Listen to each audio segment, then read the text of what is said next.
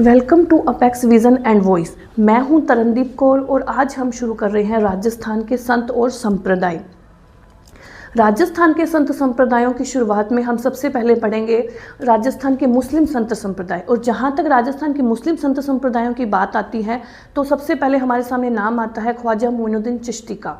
ख्वाजा मोइनुद्दीन चिश्ती जिनका जन्म 1142 में ईरान के संजरी गांव में हुआ था और उनका इंतकाल होता है 1233 में।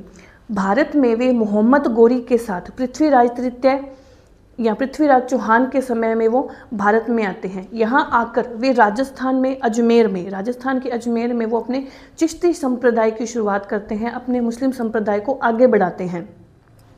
मुस्लिम संप्रदाय को उनका आगे बढ़ाने से मोहम्मद गोरी इतना खुश होता है कि उसे सुल्तान उल हिंद की उपाधि भी देते हैं। इसलिए हम चिश्ती संप्रदाय के जो प्रवर्तक हैं वो मानते हैं ख्वाजा मोइनुद्दीन चिश्ती को। उनके जो गुरु थे वो थे हजरत शेखर उस्मान हारूनी। हम देखते हैं कि उनका जन्म 1142 में होता है ईरान के गांव संजरी में और उनकी मृत्यु 1233 में होती है। उनके गुरु का नाम होता है हजरत शेखर उस्मान हारूनी। और जैसे कि मैंने आपको बताया कि ख्वाजा मोइनुद्दीन चिश्ती मोहम्मद गोरी के साथ में आते हैं और उन किस समय में आते हैं, पृथ्वीराज चौहान के समय में आते हैं, जिसे पृथ्वीराज तृतीय भी कहा जाता है। उस समय में आते हैं, यहाँ पर आके वो मुस्लिम संप्रदाय को आगे बढ़ाने का प्रयास करते हैं और मुस्लिम संप्रदाय को आगे बढ़ाने की कोशिश में वो चिश्ती संप्रदाय की एक के प्रवर्तक बनते हैं। चिश्ती संप्रदाय को आगे बढ़ाते हैं तो मोहम्मद गोरी इस चीज़ से बहुत खुश होता है और उनको सुल्तान उल हिंदू की उपाधि देते हैं। और इनके और भी नाम, जैसे कि इनकी बहुत सारी इनकी कृपा रहती है लोगों पर, बहुत सारी लोगों की मन्नतें यहाँ जाकर पूरी होती हैं, तो इन्हें गरीब नवाज भी कहा जाता है। मोहम्मद गोरी जो है वो इन्हें सुल्तान उल हिंदू की उपाधि देता है, सुल्तान उल हिंदू की। बहुत सारे लोगों की यहाँ पर मन्नतें पूरी होती हैं, उनकी जो इच्छाएं होती हैं वो पूरी होती हैं, तो इन्हें गरीब नवाज भी कहा जाता है। और इन्हें सूफियों का सुल्तान भी कहा जाता है, सूफियों का सुल्तान, आफताबे हिंद भी इन्हें मोहम्मद गोरी ने ही कहा था। उपाधि इन्हें क्या देते हैं, सुल्तान उल हिंदू की, इन्हें गरीब नवाज, सूफियों का सुल्तान और आफताबे हिंद का इनके उपनाम हैं। ठीक है, अब देखते हैं कि इनकी दरगाह, हम सबको पता है कि इनकी दरगाह अजमेर में है। इसके अलावा इसकी दरगाह का निर्माण किसने शुरू करवाया? इनकी दरगाह का जो निर्माण है वो शुरुआत करवाई थी इल्तुतमिश ने। इल्तुतमिश का ना हमें नाम याद रखना, आगे भी जो इनके जो स्टूडेंट या शिष्य जो आएंगे वो उनका भी जो निर्माण है वो इल्तुतमिश ही करवाएगा। ठीक है, तो हम सबसे पहले ये देखते हैं कि इनकी जो दरगाह है उसका निर्माण शुरुआत किसने करवाई। उसकी निर्माण की जो शुरुआत है वो इल्तुतमिश ने करवाई, लेकिन उसे पूर्ण किसने किया? हुमायूं ने। अब देखिए, ये उस समय में आए हैं जब मुस्लिम संप्रदाय जो दिल्ली में जो सत्ता थी वो किसकी थी? मुस्लिमों की थी। तो मुस्लिम संप्रदाय को जो आगे बढ़ाएंगे उनका वो साथ तो जरूर देंगे। तो इसीलिए हम सबसे पहले तो ये याद रखेंगे कि दरगाह का निर्माण किसने करवाया, इसे पूर्ण किसने करवाया और इनकी दरगाह पर कौन कौन गया और इसके मुख्य दरवाजे कौन से थे। देखिए, जो भी इनकी जो दरगाह थी उसका निर्माण किसने शुरू करवाया? इल्तुतमिश ने। उसे पूर्ण करवाया हुमायूं ने। फिर इनकी दरगाह पर जो हमारे उस टाइम थे दिल्ली सल्तनत के अकबर को कौन नहीं जानता? सभी जानते हैं। अकबर ने यहाँ पर अकबरी मस्जिद का निर्माण करवाया और अकबर जो यहाँ पे था ये यहाँ पर जियारत करने गया था। जियारत बोलते हैं मुस्लिम संप्रदाय में तीर्थ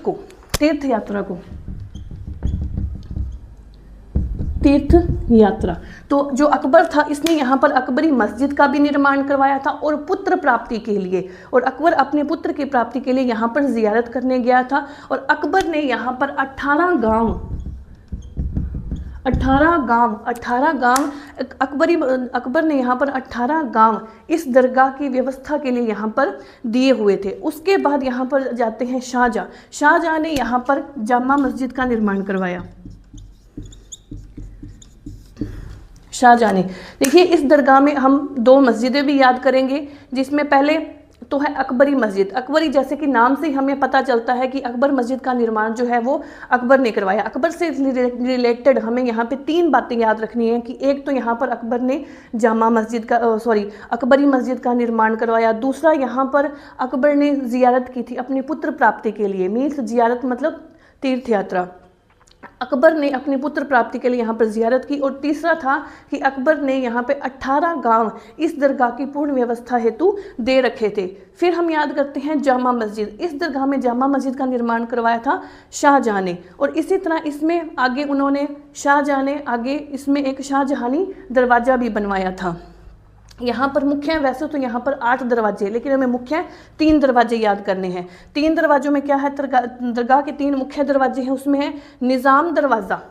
निज़ाम दरवाज़ा जो कि हैदराबाद के उस्मान अली ने बनवाया था, शाहजहां ने बनवाया था। और बुलंद दरवाजे का निर्माण करवाते हैं अलाउद्दीन खिलजी। बहुत जगह पर हमें इनका नाम गयासुद्दीन मिलता है। मैं यहाँ पे 2 बातें डिस्कशन करना चाहूँगी, जैसे कि बुलंद दरवाज़ा, जो बुलंद दरवाजे का निर्माण है अलाउद्दीन खिलजी, कक्षा 10 की बुक में हमें अलाउद्दीन खिलजी मिलता है। और राजस्थान की जो पत्रिका एक निकलती है सूजस, उसमें इसका नाम गयासुद्दीन खिलजी बताया। ख्वाजा मोइनुद्दीन चिश्ती, इनका जो उर्स लगता है वो हम देखते हैं।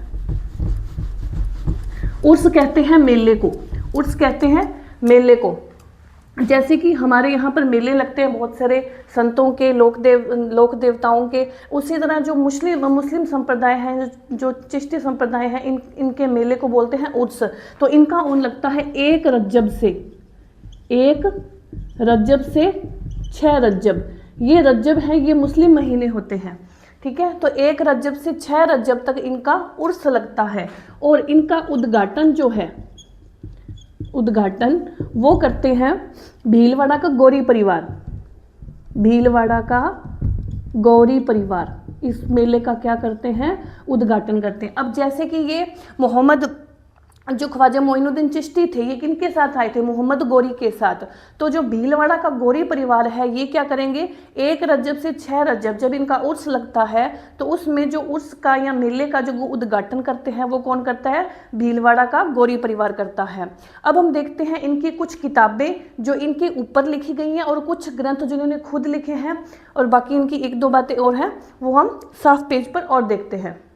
अब देखते हैं हम ख्वाजा मोइनुद्दीन चिश्ती द्वारा लिखे गए ग्रंथ। इनके नाम थोड़े से अलग होंगे, लेकिन या 2 या 4 बार जैसे भी हम अपने रूटीन में बोलेंगे तो इनके नाम याद हो जाते हैं। इनका एक ग्रंथ था अनीसुल अरवाह। दूसरा था कुंजल इसरार। अगर आपको कोई भी नाम ना याद नहीं होता, तो जैसे हम छोटे बच्चों को बोलते हैं ना कि 5 बार 10 बार लिख के ला, अगर आप वैसे ही बार बार बोलेंगे, लिखेंगे, तो आपको ये नाम याद हो जाएंगे।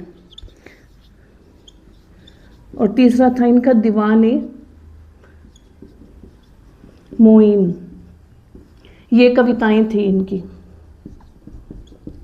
ये तो थे वो ग्रंथ जो ख्वाजा मोइनुद्दीन चिश्ती ने खुद लिखे थे। एक था इनके ऊपर होली बायोग्राफी लिखी गई, होली बायोग्राफी, पवित्र बायोग्राफी। होली बायोग्राफी लिखी थी मिर्जा वहीउद्दीन बेग। अब हो गए इनकी मुख्य बातें। और एक बात और थी कि 1989 में 1 रुपए का डाक टिकट इनके ऊपर जारी किया गया था। ठीक है, ये हो गए हमारे ख्वाजा मोइनुद्दीन चिश्ती। अब हम देखते हैं इनके आते हैं आगे स्टूडेंट्स। शेख हमीदुद्दीन,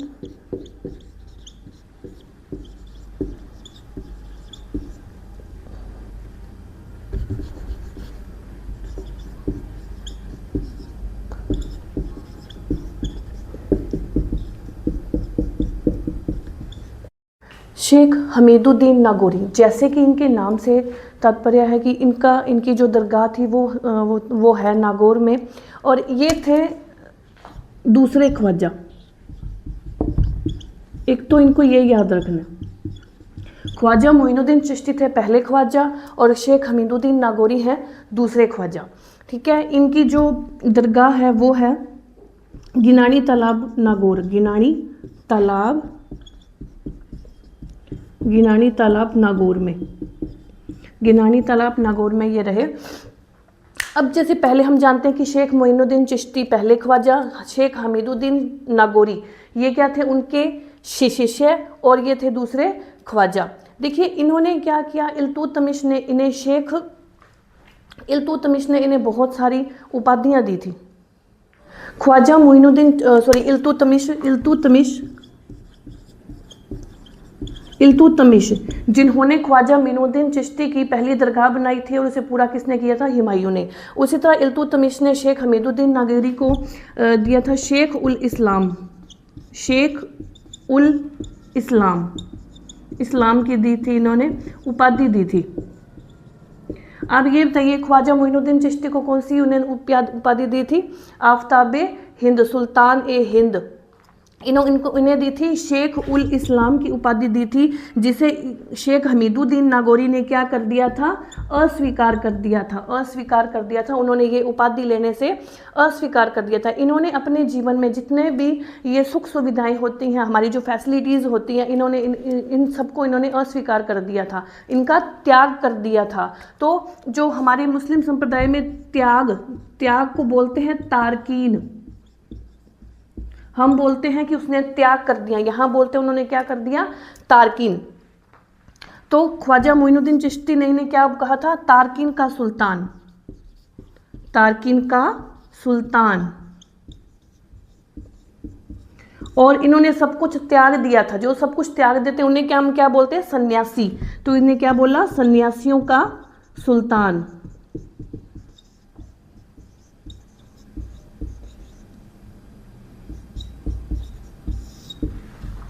ठीक है, अब हम इसे दोबारा से देखते हैं। देखिए ख्वाजा मोइनुद्दीन चिश्ती को क्या बोला गया था, सूफियों का सुल्तान।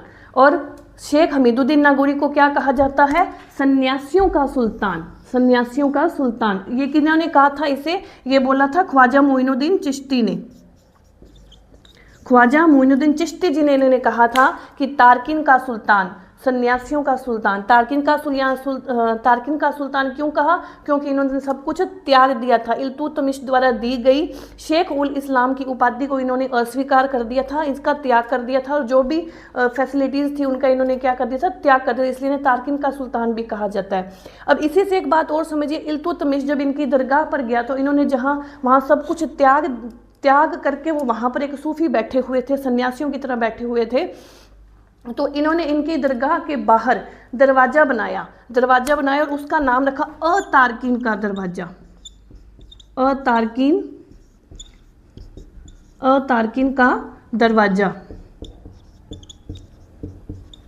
अतारकीन का दरवाज़ा क्यों कहा, उन्होंने ये अतारकीन इसलिए लिखा कि इन्होंने अतारकीन का जो दरवाज़ा था उस पर बहुत ही ज़्यादा जो भी ये उस समय में करते थे, बहुत सारी चित्रांकन किया गया। वो ये दिखाता है कि इतना कुछ मैंने इन्हें देने की कोशिश की, उपाधि देने की कोशिश की, बहुत कुछ देने का प्रयास किया, लेकिन इन्हें उसका क्या कर दिया, अस्वीकार कर दिया। तो इन्होंने उसके बाहर दरवाज़ा बनाया है, दरगाह के बाहर नागौर में, वो है तारकीन का दरवाज़ा। आगे हम देखते हैं नरहड़ के पीर बोलते हैं हजरत शक्कर पीर, या इन्हें बोला जाता है बागड़ के धनी। इनके गुरु थे शेख सलीम चिश्ती, और इनकी दरगाह कहाँ है, जैसे कि इन्हें बोला था नरहड़ के पीर।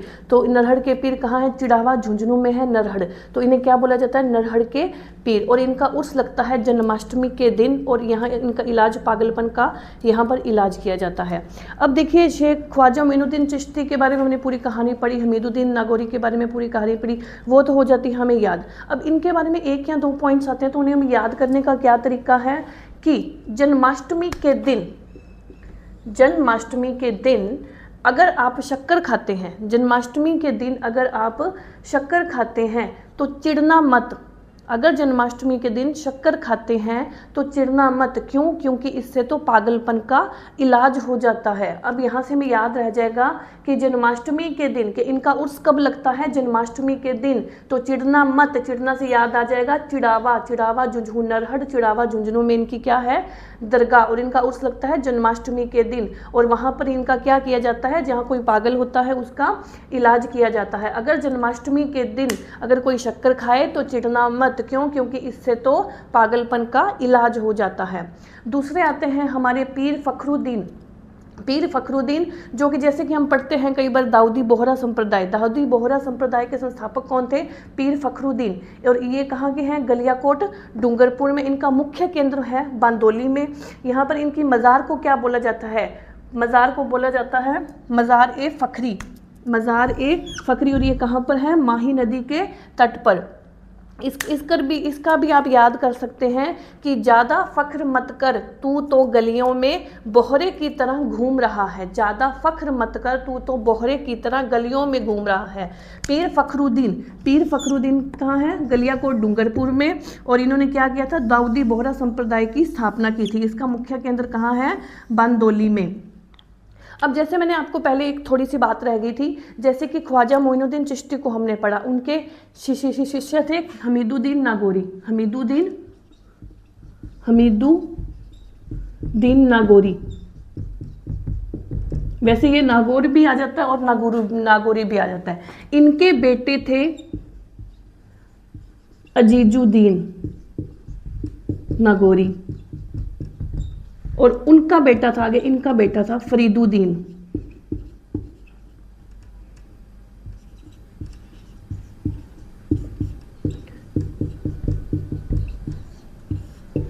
फरीदुद्दीन नागौरी।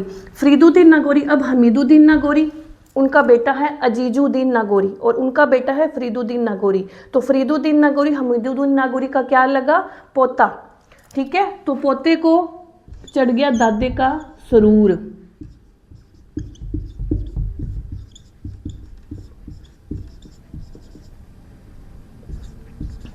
ये आपको क्यों बताया जा रहा है? क्योंकि इसके बारे में भी एक दो बार प्रश्न आ चुका है। हमीदुद्दीन नागौरी का बेटा है अजीजुद्दीन, अजीजुद्दीन का बेटा है फरीदुद्दीन। फरीदुद्दीन क्या करता है? सुरूर उस सुदूर एक ग्रंथ लिखता है। उसमें क्या है? हमीदुद्दीन नागौरी के उपदेशों का संकलन, उपदेशों का संकलन। हमने जो पढ़ा था हमीदुद्दीन नागौरी का पुत्र है फरीदुद्दीन नागौरी, उसको क्या चढ़ गया? अपने दादे का सुदूर। और वो क्या है? उससे थोड़ा सा तो दूर का रिश्ता है। बेटे को तो कुछ भी नहीं हुआ, कोई सुरूर नहीं चढ़ा, पोतरे को सुरूर चढ़ गया कि उन्होंने क्या किया? अपने दादा के उपदेशों का क्या किया? संकलन किया। और वो किस ग्रंथ में लिखा है? सुरूर उस सुदूर, सुरूर उस सुदूर। एक इसके साथ ही हम पढ़ते हैं हमीदुद्दीन नागौरी। हमीदुद्दीन नागौरी के साथ ही मिलता जुलता एक नाम और है काजी हमीदू।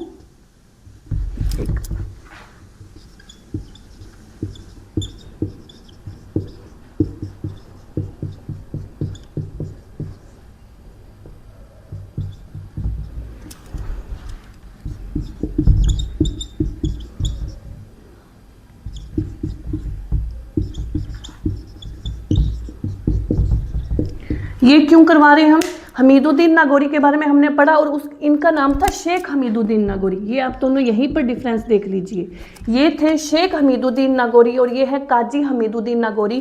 काजी हमीदुद्दीन नागौरी की एक छोटी सी बात है कि ना सुहावदी सूफी शाखा की इन्होंने क्या की थी? स्थापना की थी। इन्होंने सिर्फ छोटी सी इतनी ही बात याद करनी कि शेख हमीदुद्दीन नागौरी तो क्या थे? दूसरे ख्वाजा थे।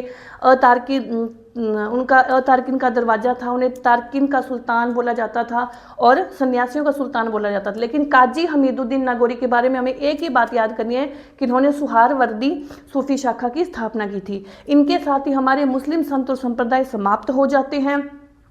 और अब हम याद करेंगे महिला संत और संप्रदाय नेक्स्ट क्लास में। अगर आपको मेरी क्लास अच्छी लगी तो लाइक करें और सब्सक्राइब करें। अगर इसके साथ ही अगर आपको कोई और भी कोई सब्जेक्ट का कोई टॉपिक है जो आप करना चाहते हैं तो आप मुझे कमेंट कर सकते हैं।